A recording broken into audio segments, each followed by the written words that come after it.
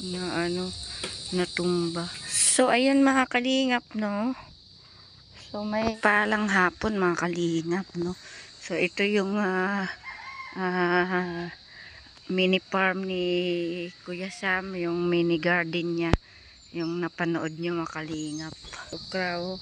Yung okra ni Kuya Sam may bunga na mga kalingap. Di ba napanood nyo yung garden niya? So ayan, oh. Ito may okra. Ayan, may mga beans, ayun. Bagong niya, may malunggay, ayan. Sigarilyas, mga kalingap.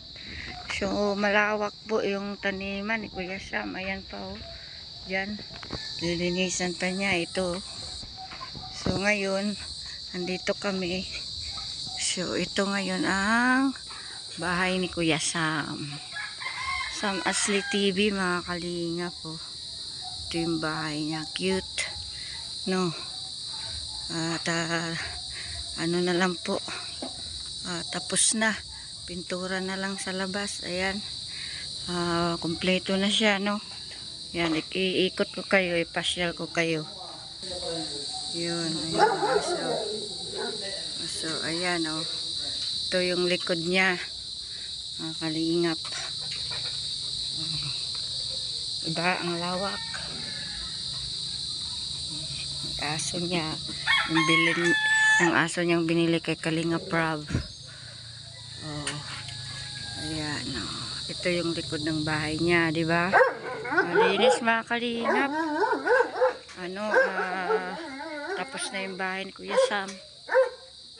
So, itor ko kayo sa bahay niya. Hindi niya to nakikita sa ibang mga vlog. Ayan, ang puso niya. Ito yung niya, garden. O, diba?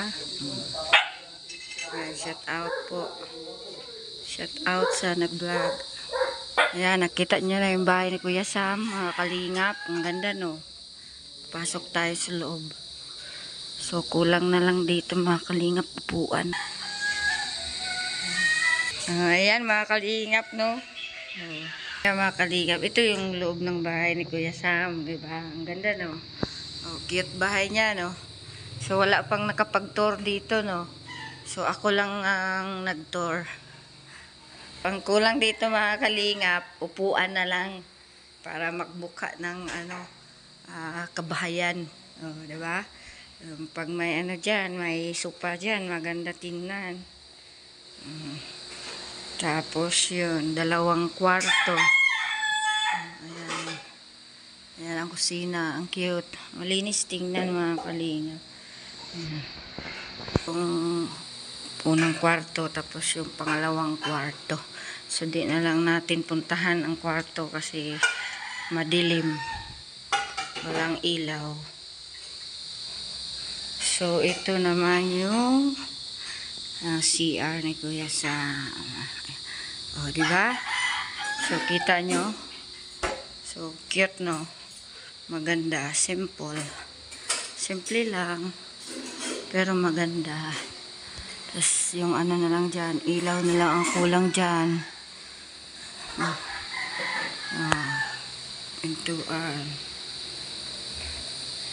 Tapos, paglabas dito ng bahay, ito yung pinaka-pantawan niya. Sa Bisaya, pantawan.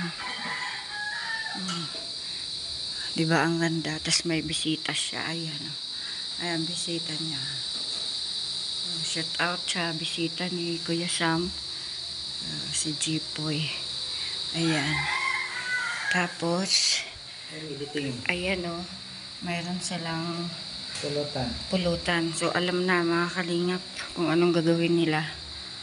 At sila yung chilling time. So, yun. Nakita nyo, ang ganda ng lagayan ng wifi ni Kuya Sam. Nakabitin pa. Ayan, oh. So, cute po yung bahay ni Kuya Sam, mga kalingap. Kulang na lang nga po yung upuan niya. Upuan, sopa. No? So, malawak po, mga kalingap. So yung ano, yung, 'di ba? Ito yung bahay, tapos harapan 'yan. Yung unahan diyan, 'yan po yung magiging bahay namin, mga kalingap. Diyan po yung lote namin. So kung makuha po itong harang. So dire-diretso lang po dito. Yun na po yung amin ni Jipoy. Yung lote namin, yung lupa. So kung magkaroon na to ng maraming bahay, so madali na lang, no. So siya yung malapit naming kapitbahay. Kasi dito street, itong isa to tagos sa ano amin. Pwede naman din siyang dumaan punta dito. Pag ano ang daan, tas paliko, mga kalingap, amin na yun, lupa. So yun, nakikita yung mga garden. Balik tayo sa garden. So ang alam ko, ang lupa ni Kuya Sam is 200 square meter ata, or 150 square meter. Basta nandyan po sa dalawa. Hindi po ako sure. Kasi sa kanya pa ata to kaya siguro mga 200 square meter. Hindi ko lang sure ha. So wala nang mga sili, mga kalingap, bunga. So nagtanim ulit siya ng sili, talong. Yung talong. So yun. Sunod balik natin, mga kalingap. Siguro may bunga na yung ano ni Kuya Sam. Sigarilyas ito yung doon, beans. Mga kalingap, ano siya, parang ang sarap dito. Parang feel mo na nandun ka sa kabukiran. Yung wala kang maririnig na sasakyan. Kuya, na natumba. So ayun, mga kalingap, no.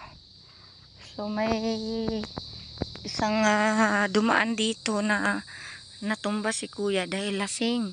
Diyan, natumba po. Nakita nyo nandito sa video natin, natumba siya kasi lasing siya. So sabi ko, hala, si kuya natumba. So ngayon nakita rin siya ni Jipoy sa bintana ni Kuya Sam. Lumabas si Jipoy, hanggang dyan lang po si Jipoy. Tapos tutulungan sana ni JP. Narinig po namin ang bunganga ni Kuya na wala kayong pakialam na kung matumba ako. Wala kayong pakialam. Sabi, kaya po, mga kalingap. So yun, kinuwintuan ko po si Kuya ano nangyari. Ayan, kapitbahay po yun niya.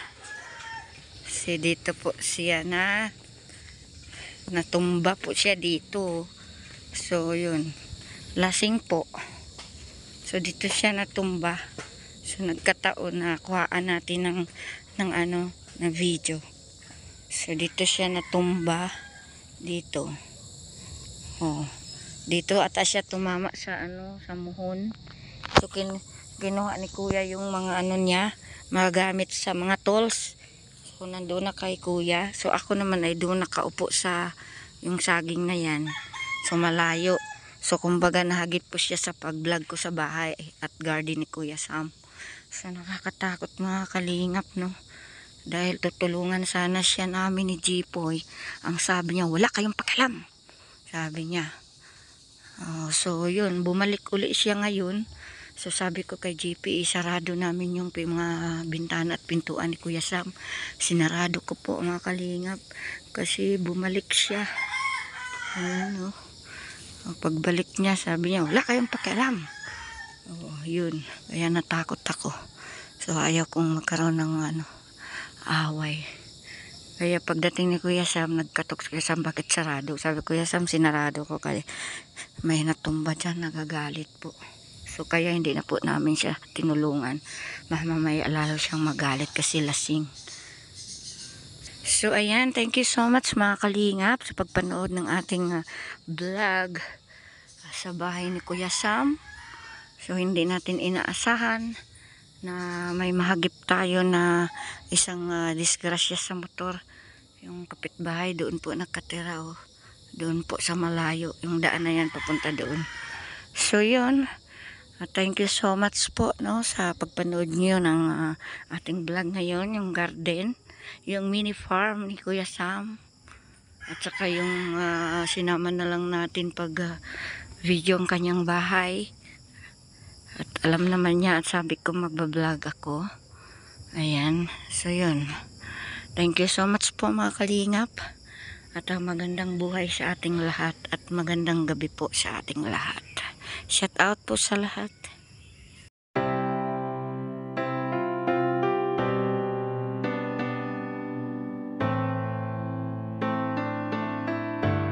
Mga kalingap, nakita nyo yung motor? Ayan o. So, ang dungis po. So, naalala nyo po yung nahagip ko sa video. Wala kaming kasalanan, no? Tulungan sana namin. So, sabi niya wala daw kaming pakialam. Kasi lasing yun. So, hindi naman inaasahan na makita siya sa pag-video ko dun sa garden. Wala kaming kalam-alam habang nag-chilling time si Jipoy at si Kuya Sam kami na bumalik pala nung gabi. Tapos, inano niya, binagsak niya yung motor namin.